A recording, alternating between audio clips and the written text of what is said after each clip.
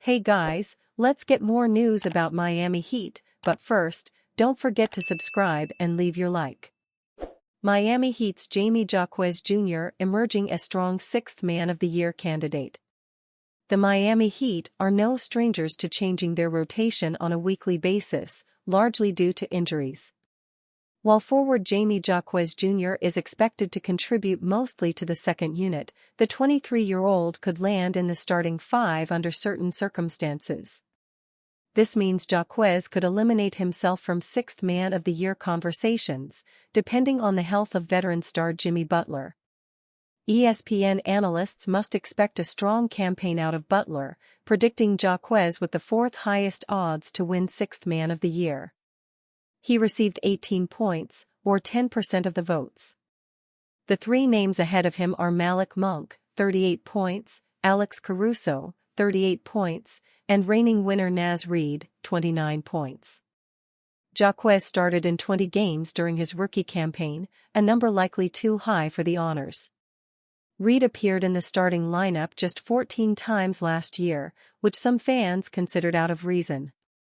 Monk, the favorite to win, did not start in a single matchup for the Sacramento Kings. The public should expect a strong season from Jaquez, no matter where he falls in the Heat's lineup. Miami Heat star, BitBoy agreed to cough up $340,000 to settle Binance promo suit. Pro basketballer Jimmy Butler and crypto influencer Ben Armstrong are looking to settle claims in a Binance-related class lawsuit while denying any wrongdoing. Own this piece of crypto history. NBA star Jimmy Butler and crypto YouTuber Ben Armstrong, known as BitBoy, have agreed to pay a combined $340,000 to settle a class action lawsuit claiming they promoted Binance, which is alleged to have sold unregistered securities. Lawyers for the class group asked a Miami federal judge on August 19 to give preliminary approval to the deal, which would resolve an ongoing lawsuit that has been ongoing since March 2023. Butler's settlement agreement seen by Cointelegraph shows he would pay $300,000 and adds he adamantly denies any and all wrongdoing. He believes he would be absolved of all liability if the case was litigated to conclusion.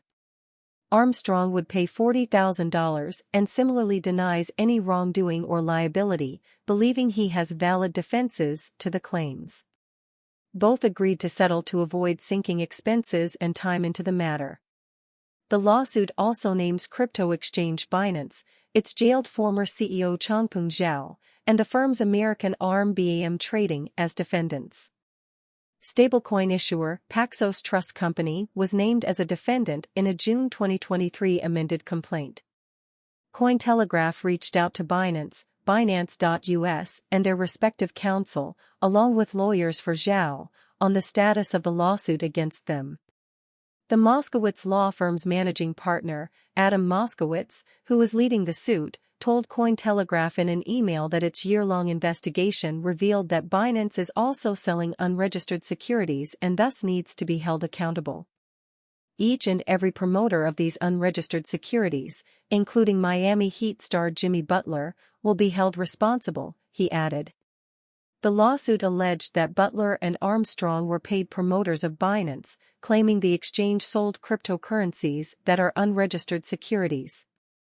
Butler and Armstrong had filed to dismiss the suit alongside Zhao and Binance. Armstrong's lawyer, Darren Heitner, said, "We won't have any comment other than that a resolution was found in response to Cointelegraph's request for comment." Butler's counsel did not immediately respond to a request for comment. The settlement class could include the potential millions of Binance.us and Binance.com users who used its BNB Vault, Simple Earn or any staking product, along with those who purchased, held or sold BNB. Miami Heat's Jimmy Butler is opting to play in a charity basketball game hosted by retired NBA star Yao Ming rather than former teammate Goran Dragic's event. The event is in Hong Kong on Tuesday night. Los Angeles Clippers duo Paul George and James Harden, along with Washington Wizards' Kyle Kuzma, are set to play. Hopefully the weather tomorrow is a little better, breaking some California sunshine, George shared with scmp.com. But I am excited to be here, it'll be a blast. Just like what Jimmy, Butler, said before, we're getting to showcase what we do and play alongside some good talent. Everything here is new to me, so I'll be taking everything in just one day at a time. The theme of the 12th Yao Foundation charity game is Grow with Sports, Embrace Hong Kong with Love. On top of the charity game, there is a basketball carnival.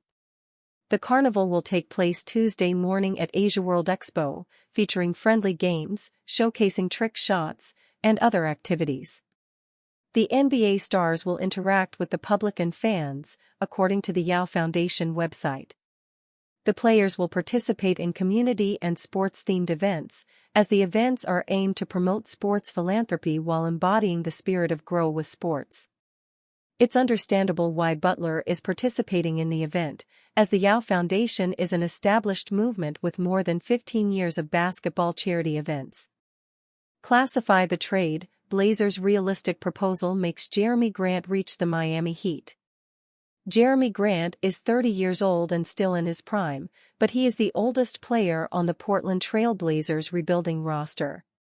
Since he doesn't fit into the schedule of a team coming off a 21-win season, it makes sense for Portland to explore trading one of their best players, but it has to be the right deal.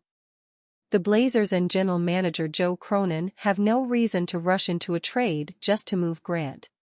While his contract is questionable, Portland is already under the luxury tax after moving Malcolm Brogdon. Grant also isn't taking a starting lineup spot away from a promising player who should be considered a surefire starter at this point in his career, although Toumani Camara had an impressive rookie year. Bleacher Report's Zach Buckley recently proposed trade packages to move the NBA's worst contracts, listing Bradley Beal, Zach LaVine, Jordan Poole, and Grant. The Blazers winger, who still has 4 years and $132.4 million remaining on his contract, was mentioned in a mock trade involving the Miami Heat. The Miami Heat are in win-now mode and desperately need to add a third star to the team. But do they give the Blazers enough in this mock deal to make it worth it for Portland? The Miami Heat lost several trade and free agency options this summer and are poised to enter the 2024-25 season without significant changes to a roster. The Miami Heat and general manager are in a difficult position because they are in a rush to make a move. However, the trade has to be significant enough to justify sacrificing your future. The worst-case scenario would be to give up both first-round picks and still be eliminated early in the playoffs, which could happen even if they trade for Grant. This trade balances both sides of the equation for the Miami Heat, giving them a third piece without giving up too many future assets. For 2 reasons, this trade proposal may not work for the Blazers or be to Cronin's liking. Cronin has been seeking 2 first-round picks from the Miami Heat for Grant. Should they consider this proposal anyway? Cronin wants 2 first-round picks, but the Blazers may have to accept that Grant's massive contract and inability to be a star on a playoff team makes his trade value closer to a deal like this. This is an interesting proposition for both parties involved, and one that the Blazers should strongly consider to help continue their rebuild. And you, fan? What do you think of the situation of Jerami Grant? Leave your opinion in the comments.